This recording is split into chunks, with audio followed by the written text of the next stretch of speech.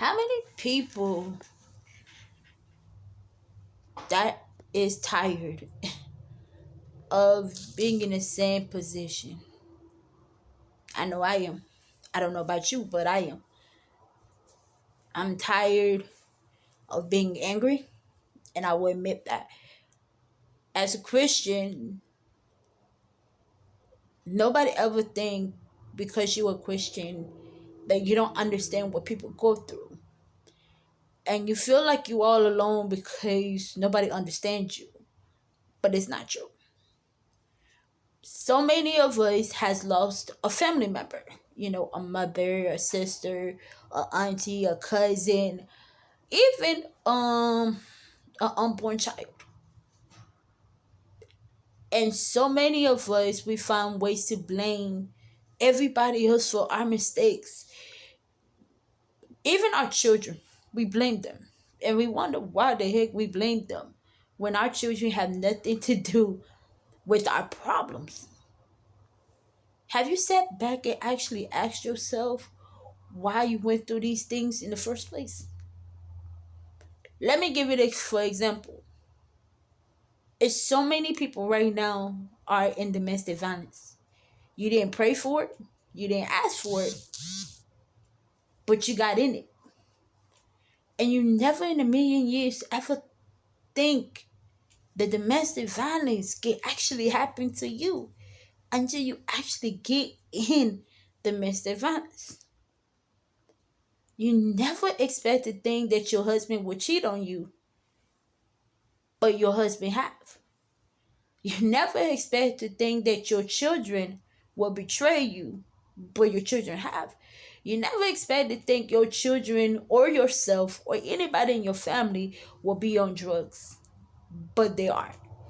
You never think about your own family member being homeless, but they are. You never expect to think your family member will be in prison, but they are. I have a best I have a best decision. I really do. Count your blessing. No, seriously. Reason why I say count your blessing.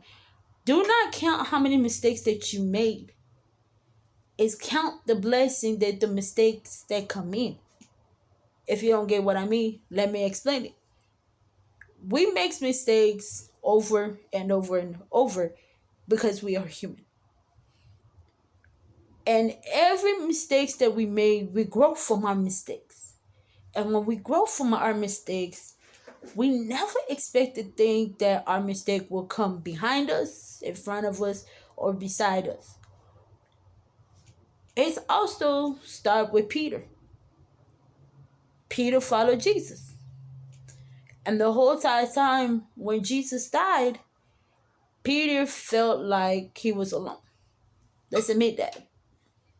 When you feel like God is no longer there, or when you feel like you are empty, or when you feel like your faith is draining, or you go to the hospital and you find out of nowhere, you prayed and you say, God, I really do not want to have cancer. I didn't say you find out you have cancer. And now you have a cancer, and then you ask, God, I'm going to die from this. Oh, God, my family is actually in prison. Oh, God, my family is actually in death row, and I need a rescue right now. If you actually look of all your mistakes, of all the things that you have done, in the midst of that, God was right there. I just realized that. No, seriously, I really did. Of all the mistakes that I have went through, God was there the whole entire time. Reason why I say that because I never pay attention to myself. And losing my mother was the hardest things. Then losing my sister. Then losing everybody in my family. And man, last year, I finally went home.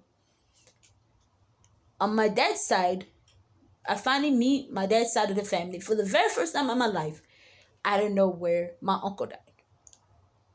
And I felt like, dang, I can't believe I just met this man and automatically he's dead the next day. How can it be?